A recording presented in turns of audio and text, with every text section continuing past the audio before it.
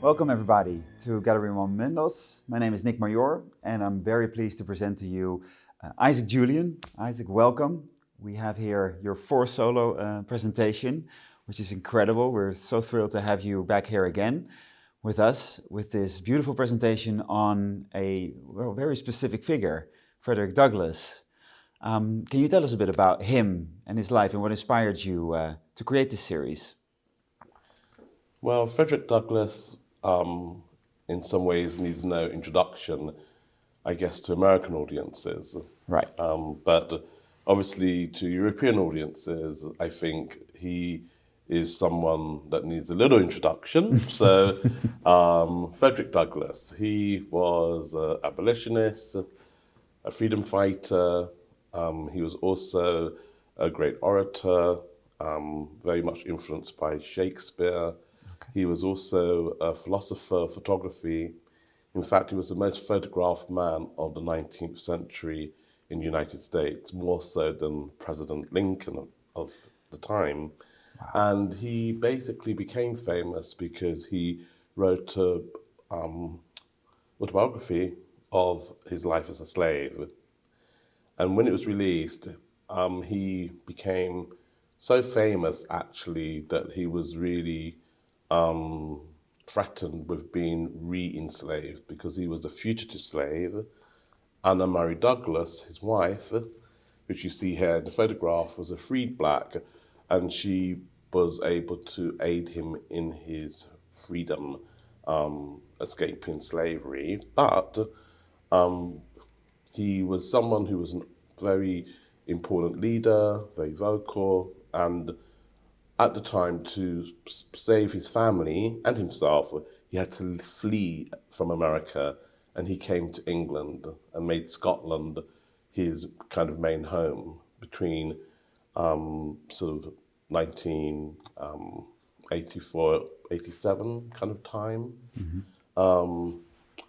Anyway, he basically became very, very famous in the UK, and I guess the rest is history. You know, he's now seen as a very important figure, iconic figure, specifically in America. And his story is starting to get known by a new generation in the UK as well. Right, incredible. Yeah. And as you mentioned, we're standing here in front of Frederick Douglass, at least the film you created and the photographic series that we're showing here, next to his first wife, Anne Marie Douglass. They're sitting clearly in a train cabin. And the train, I mean, this work is called North Star. There was also a double meaning to that, not only title, but only this image. Could you tell a bit more about that? Yeah, I mean, in a way, kind of North Star is, in a way, begins a series because it basically re-dramatizes Anna Marie Douglass, his first wife, and of course, Mr. Douglass in a carriage. And in a way, the work is referencing works like the First Class Carriage from Daumier, and also imbuing it with a kind of different meaning because, of course, Anna Marie Douglass was, in a sense, the queen of the Underground Railroad. Both Douglass and Anna Marie Douglass participated in the freeing of many black African Americans from slavery through this kind of secret passage, which basically involved this kind of journeying into emancipation, where they would sort of, look after people who were fugitive slaves, who were escaping slavery, and we part of this very special network, which is called the Underground Railroad. maybe some of you have seen Barry Jenkins's new film, which really goes into a wonderful exploration of that whole moment in a more poetic sense. And in this work, you know, as you see, they're kind of looking north, I think, maybe south, I'm not quite sure. And they're looking out into the carriage, and you can see they're looking out with some form of, you know, meditation, or there's Hope some almost. hope, Yeah. and so in a way, I see them as being in unison in their kind of, if you like, struggle, but also at the same time, they're in this kind of first-class carriage. And so kind of, I mean, Douglas, when he first came to Scotland, you know, and this happens in the beginning of the film, we see him sort of in the carriage, and he's sort of, you know, of course, allowed to sit in the carriage. You know, it's not apartheid, you know, as it was segregated in the States. And so this is a kind of reimagined scene. Pictorially, you know, they're in red, you know, against the blue. And so I'm looking at a lot of sort of painting from this period. I'm thinking about the use of color and decor and costumery. And this is a kind of work which has a lot of people involved in its production. Right. And so in a way, it encapsulates a whole kind of bond in this sort of, you know, holding of hands in unison, which they, in a sense, were at the forefront of, because of course, Douglas and Annie Murray and the whole family also produced a newspaper called the North Star. Exactly. And that was the first emancipation document newspaper, which was widely read in North America, and also made Frederick Douglass quite famous, of course. Incredible, at that time especially. You were speaking about Frederick Douglass's time in Europe and in Scotland and Ireland. Maybe we can move on to the next image here, where you can see him in that incredible landscape.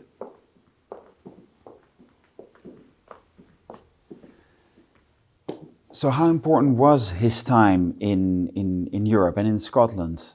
What exactly did he do in his time there? Well, he was in Scotland between 1845 to 1847, and it was in Scotland where Frederick Bailey became Frederick Douglass. So he changed his name, very much inspired by Sir Walter Scott's work, epic poem, Lady of the Lake. He was very into English literature. He had mastered English literature, all the sonnets at that time, both Shakespearean and also Scottish literature, Robert Burns. And he made Edinburgh his home.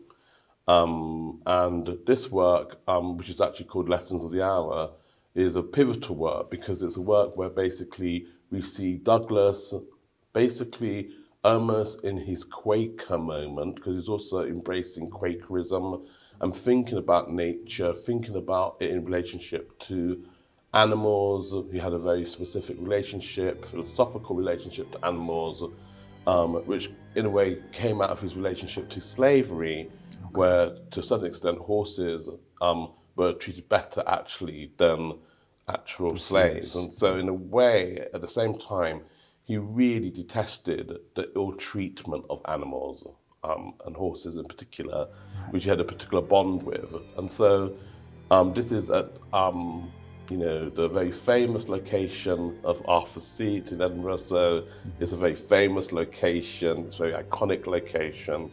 And I've just imagined him in this pastoral scene, basically thinking about his role. He's very far away from his family, and at the same time, there's this moment of autonomy that he has, you know. So this image, as I said, is a pivotal image in the work. And so we gave it the title of the whole work, Lessons of the Hour. And in your research coming up to this, to the film, but also the photographic series, were you able to come about a lot of the original photographs of Frederick Douglass? As you mentioned, he was the most photographed person of the 19th century. Well, yeah, I mean, there's a huge catalogue raisonné, a wonderful book on the pictorial history of Frederick Douglass, which was made amongst other books, but this one was really important.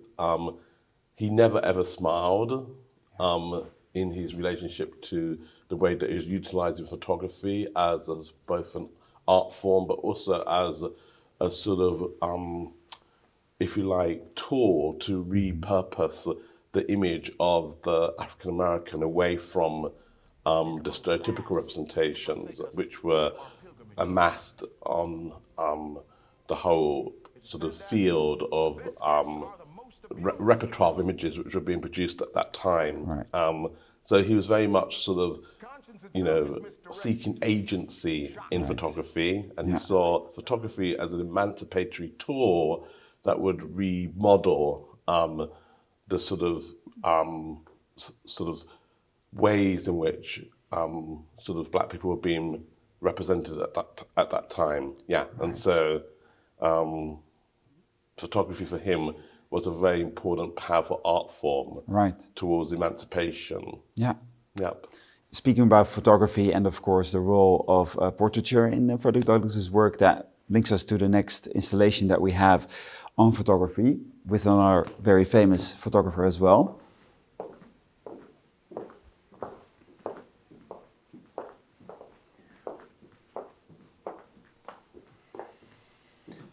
This is quite an interesting installation here, Isaac. Well, it's been uniquely made for this sort of European premiere of the work. And the work that we have here is called Serenade.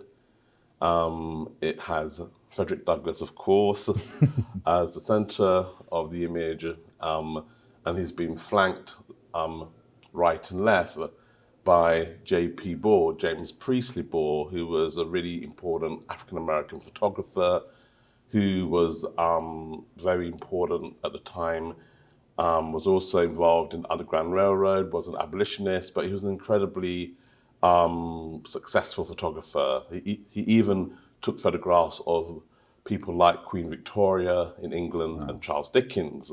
So he was really very, very eminent. At the center stage of photography. And this is his wife on the left. And as you'll see, this image is of them in a mirror.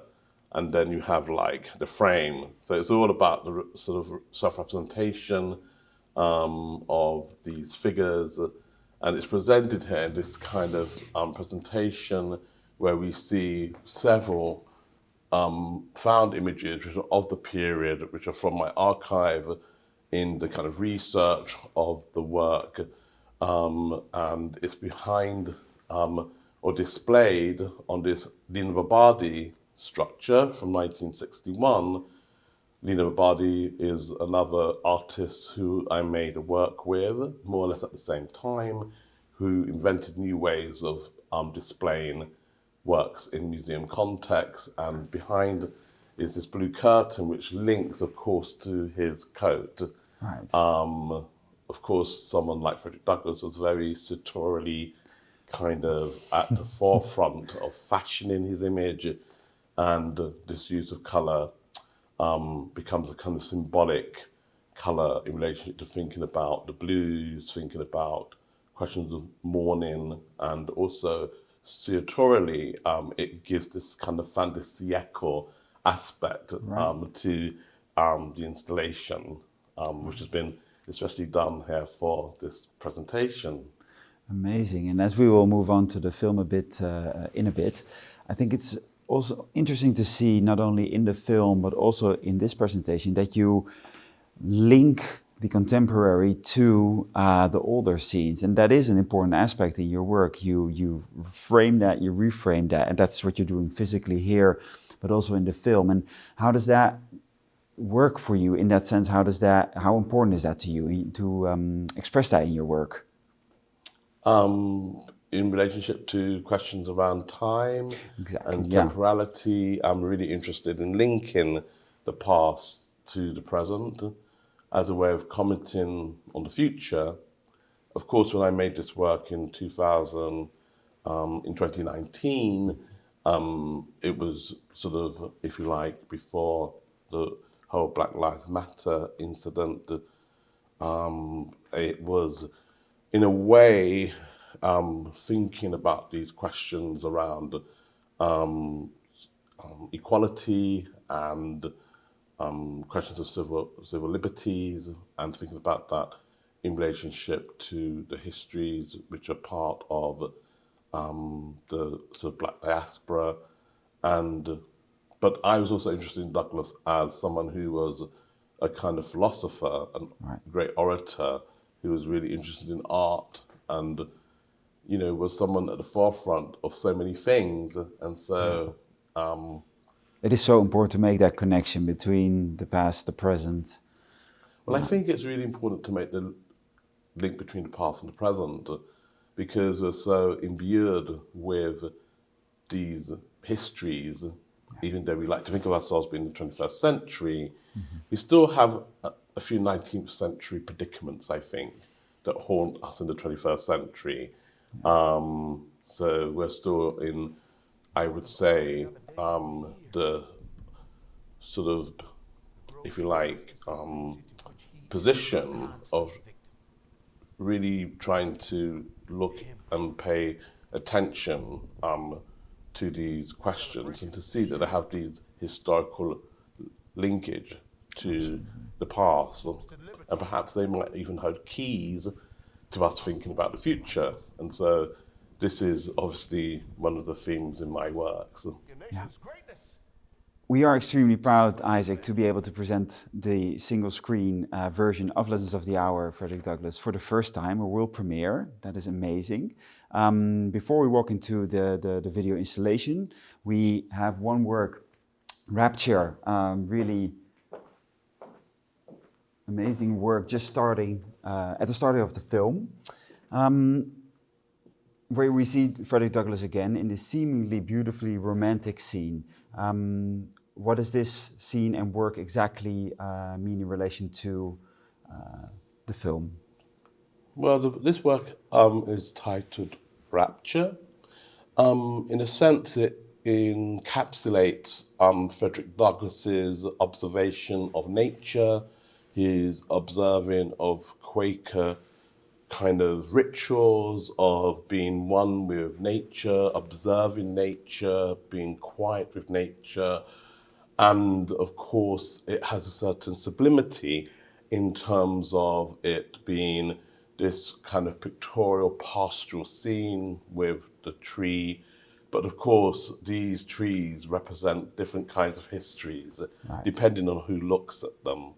So I think embodied within it is also this question of sublimity and perhaps some notion of something else, another history, which we kind of allude to in the beginning of the film, where Douglas imagines a certain violence that gets connected to this kind of nature, you know. But I think also for me, like pictorially, I just like this sort of, you know, use of his sartorial kind of clothing to the back. It has a certain enigmatic aspect to it, a certain mystery, the use of the wood, landscape, connected to the frame, and all of these sorts of things come together in this image for me in terms of its making pictorially. Yes, incredible. Wonderful. Well, let's move on to the video installation room, please. All right.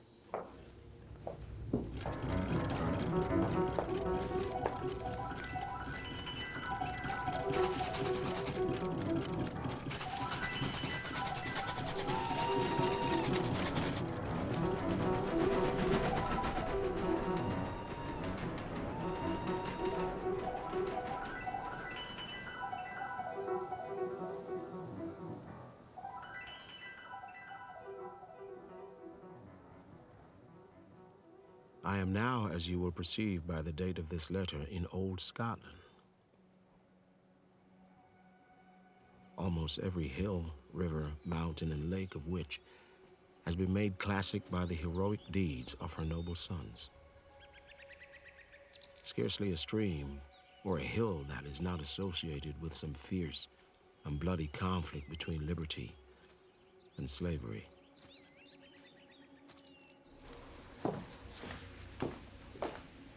It's great to see this new piece, this assemblage. First time assemblage is this, yes. And it's also great to have Helen Pitts, who was his second wife. Right. I think that's an important story. She was an abolitionist and someone who was also a kind of freedom fighter and knew exactly what she was doing. And because of her, we kind of, in a way, have Frederick Douglass's legacy today. Thanks to her. And then we have these posters from the Scottish Premier, all Douglas quotes.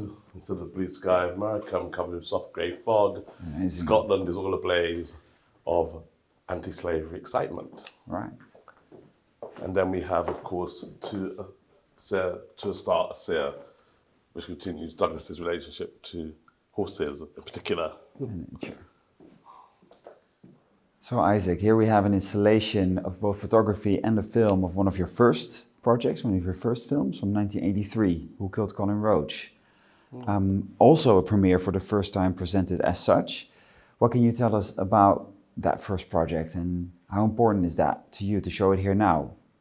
Well, one of the interesting things about making Lessons of the Hour, Frederick Douglass, at the time when we were editing the work, I came across in my archive these images which are presented here, and they are from a film which I made in 1983 called Who Killed Colin Roach. And I think one of the things which resonated to me about that very early work that I made while I was an art student at St Martin's School of Art was this was a film which was about the death of a young man, a young black man, in a police station in North London. And the black community's response to that was to campaign for an independent inquiry into that death. Right. Of course, they never got that independent inquiry. It was never solved who had sort of murdered Colin Roach. And in a way, this very much resonated, I think, with Black Lives Matter. But this work was made in 2019, so in a sense, it very much is in this kind of mood. And I was connecting that, if you like, mood to the making of Lessons of the Hour, that there's still lessons to be learned. And we can join those lessons in Douglas's time in the 19th century to this time in the 80s and our current moment. Exactly. And so we're still in this moment of reconciliation, of coming to terms with questions of violence, which have visited upon certain communities.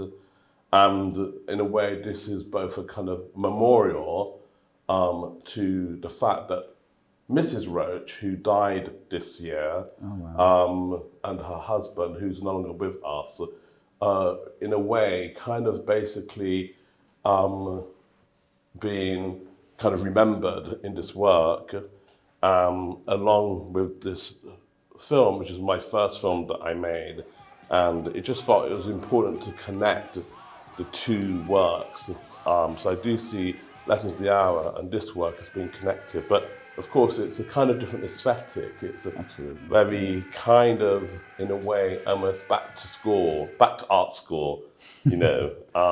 But I think it feels, you know, kind of very strong in this presentation, and I think it is an important history that links to the question for equality that Douglas was so sort of important in sort of organizing, that this question of inequality and how you know, black people are treated, you know, in the diaspora is still a question, and I think it's something that we need to, in a way, look at in a little bit more detail. So this collage, all photographs which I took in 1982, and I felt this kind of salon hang with the video is the first time that I've shown both pieces together like this. So it's a kind of premiere or unique presentation for the gallery connected to Lessons of the Hour. The Hour. Yeah. Incredible. Well, Isaac, thank you so much. Thank you for being here and explaining more about your work in this tour. The exhibition runs until the 17th of October. We welcome you from this weekend on during the opening, and then feel free to stop by and enjoy these very interesting and important works by Isaac Julien. Thank you.